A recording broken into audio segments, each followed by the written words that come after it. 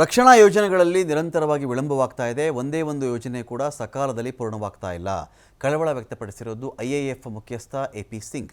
ಒಂದೇ ಒಂದು ಯೋಜನೆ ಕೂಡ ಇನ್ ಟೈಮ್ ಆಗ್ತಾ ಇಲ್ಲ ಅಂತ ಐಎಎಫ್ನ ಮುಖ್ಯಸ್ಥ ಎಪಿ ಸಿಂಗ್ ಮಾತಾಡಿರೋದು. ಸಿಐಐ ವಾರ್ಷಿಕ ವ್ಯಾಪಾರ ಶೃಂಗಸಭೆ 2025ರಲ್ಲಿ ಅವರು ಮಾತಾಡಿದ್ದಾರೆ. ಯೋಜನೆ ಕಾರ್ಯಗತಗೊಳಿಸುವಿಕೆಯಲ್ಲಿ ಪದೇ ಪದೇ ವಿಳಂಬವಾಗ್ತಾ ಇದೆ.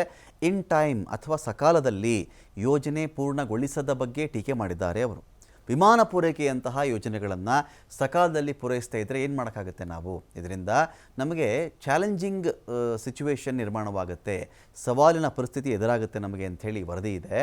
ವರದಿಗಳ ಬೆನ್ನಲ್ಲೇ ಏರ್ ಚೀಫ್ ಮಾರ್ಷಲ್ ಹೇಳಿಕೆಯನ್ನು ಕೊಟ್ಟಿದ್ದಾರೆ. ಎಪಿ ಸಿಂಗ್ ಹೇಳಿದ್ದೇನು ಅಂದರೆ, ನಾನು ಯೋಚನೆ ಮಾಡಿದಂತೆ ಒಂದೇ ಒಂದು ಯೋಜನೆ ಕೂಡ ಸಕಾಲದಲ್ಲಿ ಪೂರ್ಣ ಆಗ್ತಾ ಇಲ್ಲ. ಇದ್ರ ಕಡೆಗೆ ನಾವು ಗಮನ ಕೊಡಬೇಕು. ಒಪ್ಪಂದಕ್ಕೆ ಸೈನ್ ಮಾಡಬೇಕಾದ್ರೆ ಅದು ಬರುವುದಿಲ್ಲ ಅಂತ ನಮಗೆ ಖಾತ್ರಿ ಇರ್ತದೆ. ಆದರೂ ನಾವು ಒಪ್ಪಂದಕ್ಕೆ ಸಹಿಯನ್ನು ಆಗ್ತಾ ಇದ್ದೀವಿ. ನಂತರ ಆ ಪ್ರಕ್ರಿಯೆಯು ಕ್ಷೀಣಿಸ್ತಾ ಇದೆ.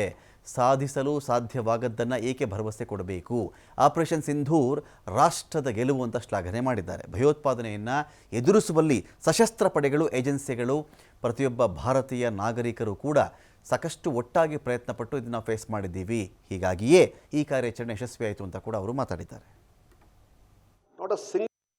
Timelines is a big issue.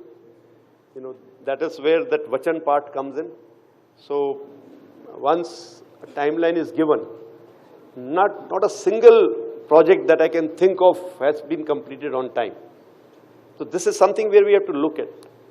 Why should we promise something which cannot be achieved?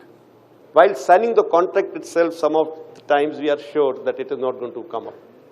But we just sign the contract. Uske baad dekhenge kya karna. Obviously then the process gets vitiated.